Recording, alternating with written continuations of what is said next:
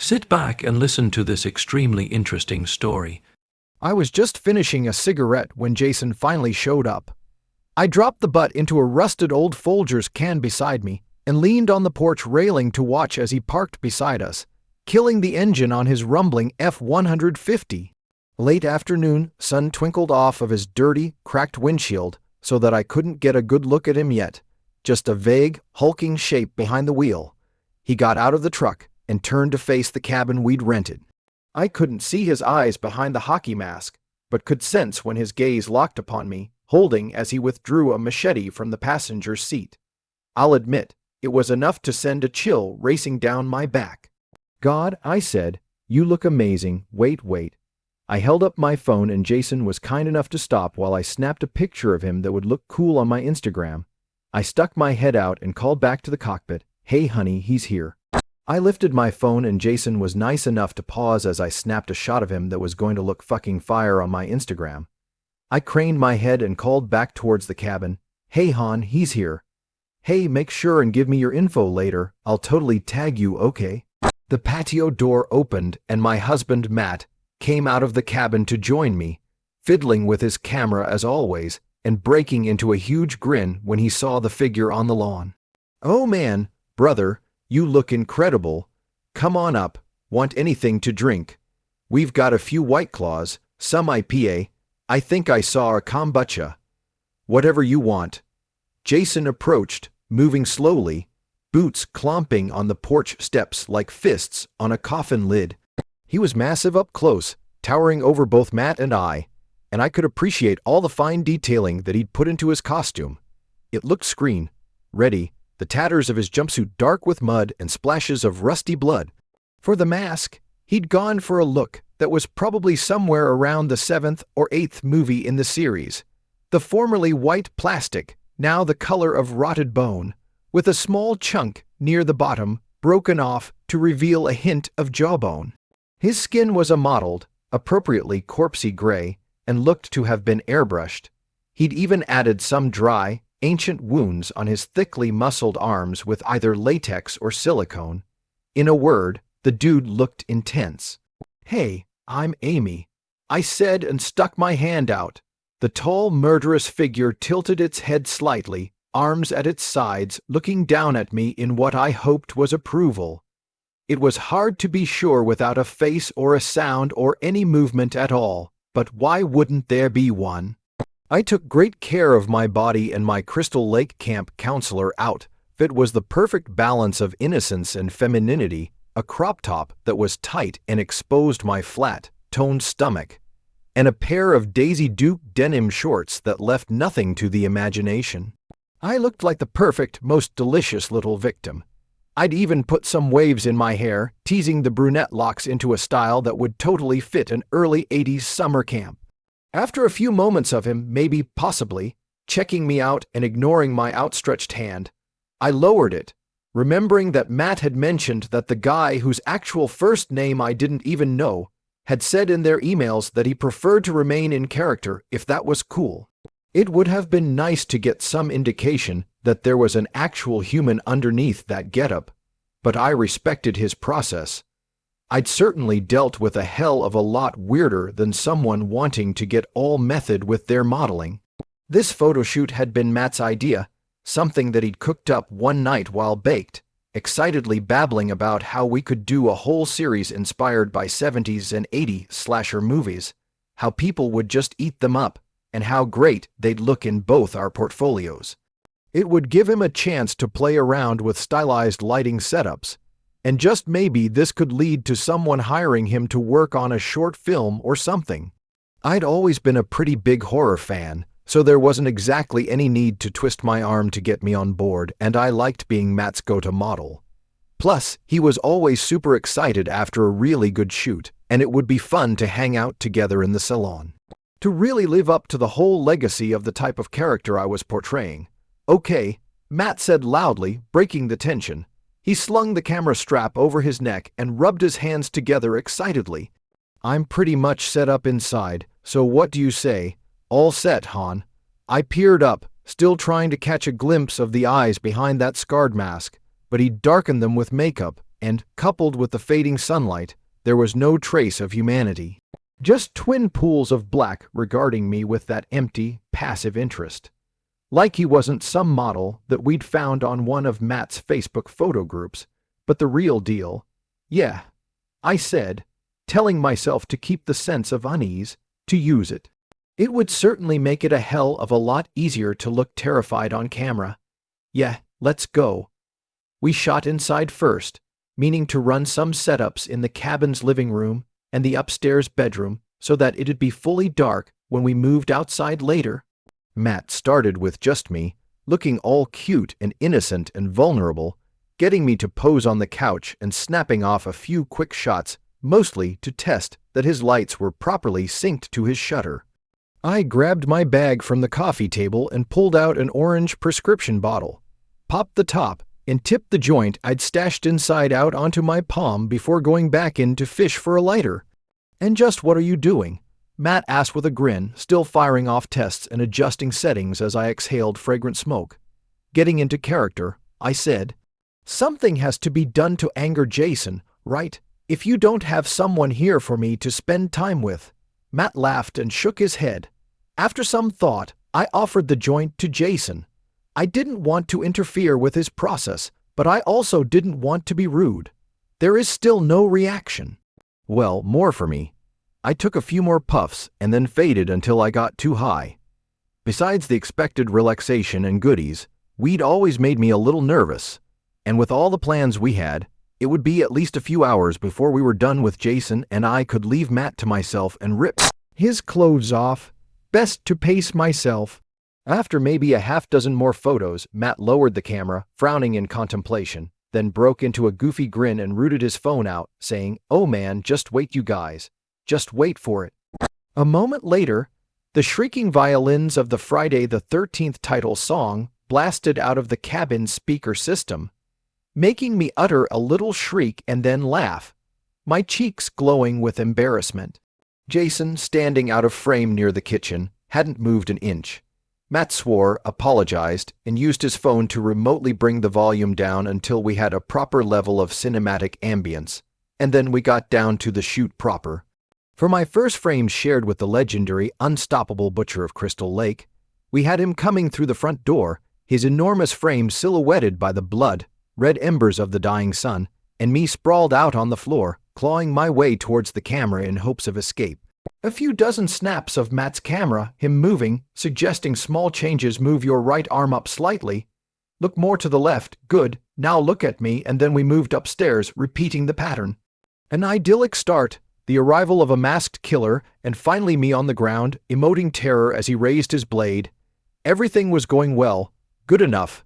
Matt flipped the camera around from time to time, proudly showing us some of the shots, and even on the tiny LCD screen, they looked great. The booth he found had great lighting. Matt really only added one or at most two of his big light panels to any given scene, and it turned out that I looked pretty cute screaming in mortal danger. However, the real star, the one who created absolutely every frame, was Jason. Or whatever his real name was. His incredibly detailed suit, size, and sheer presence really took things to the next level, and by the time we were ready to go outside to see some of the exteriors down by the lake, we were inspired. At least Matt and I were. Jason was stoic and silent as always, just following his direction and slowly swimming after us in true slasher fashion.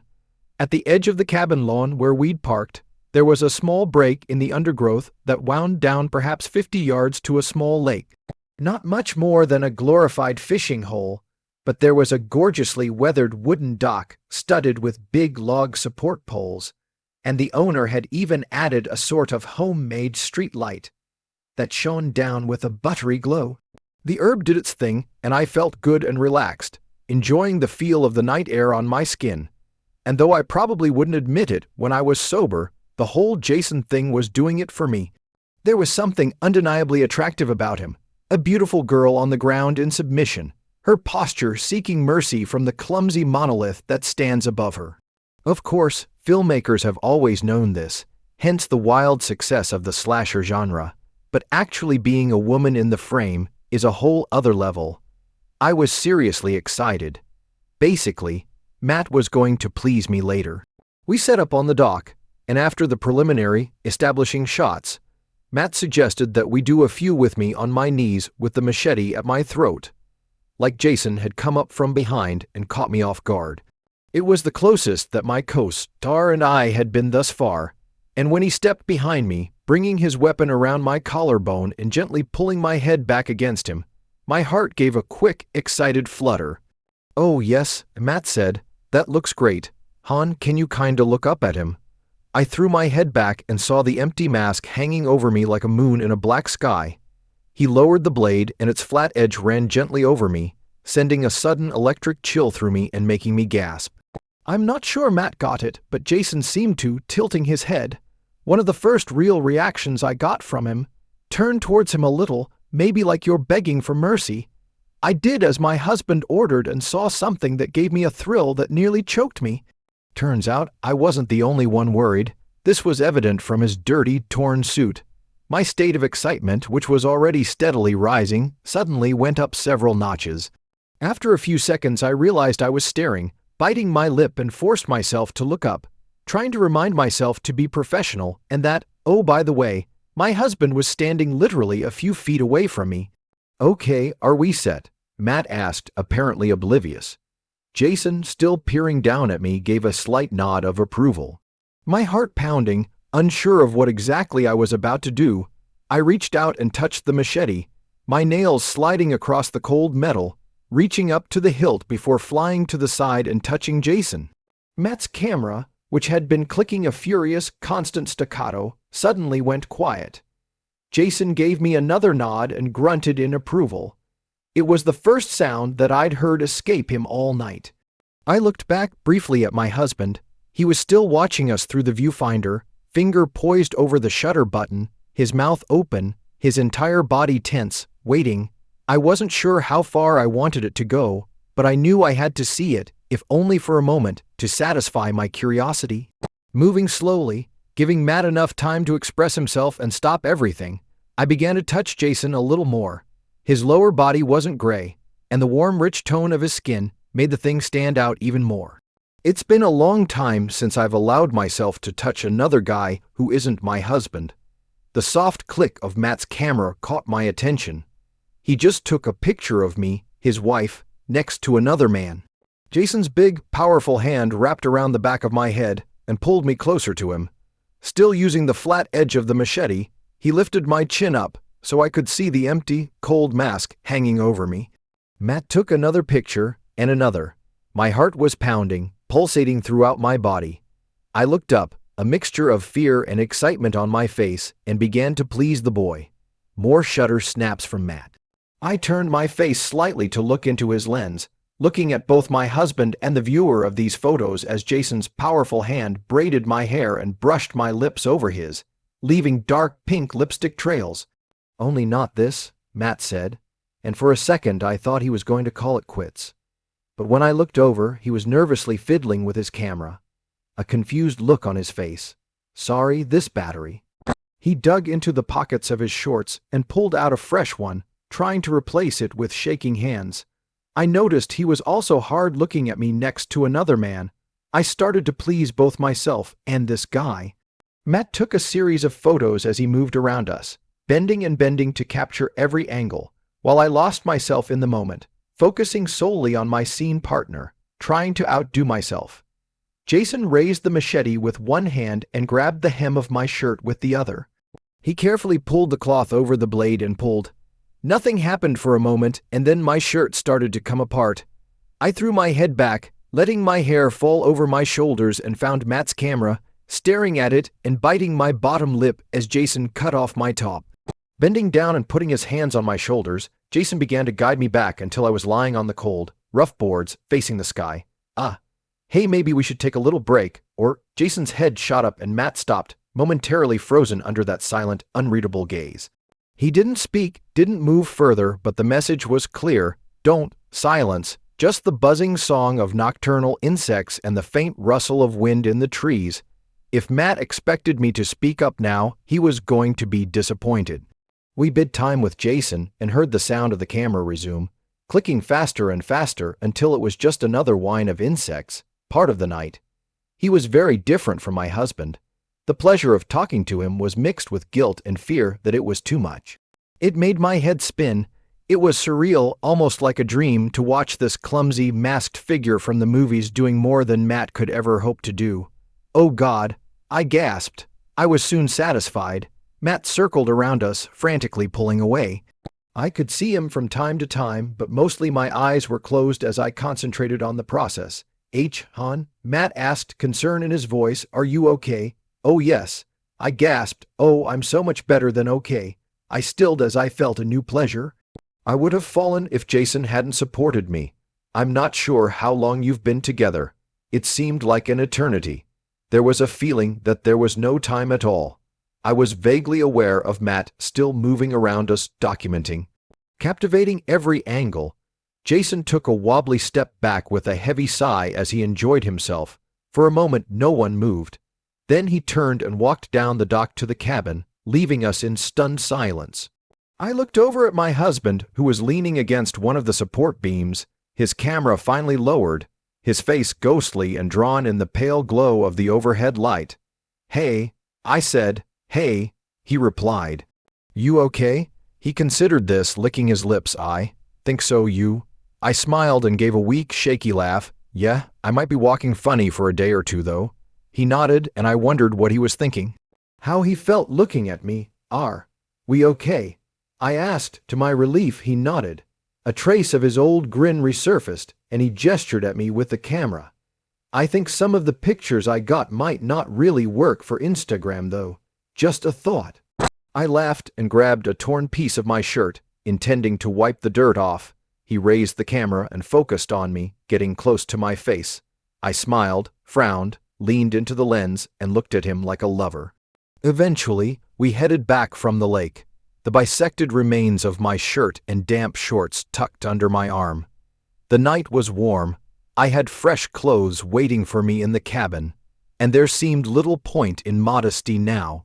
When we got to the head of the path, Jason was standing beside the open door of his truck, gulping an energy drink, his mask tilted back onto the top of his head, and giving me my first look at the face of my new lover. The traces of gray corpse makeup and huge black raccoon marks around his eyes made it a little hard to tell, but he seemed to be rather handsome. "Everything cool?" he asked, mildly surprising me with his normal, completely human voice. Matt and I shared a glance. "Yeah, we're cool," he said, and I could tell that he meant it. "Well, excuse me, guys, I'm going to take a shower," I said.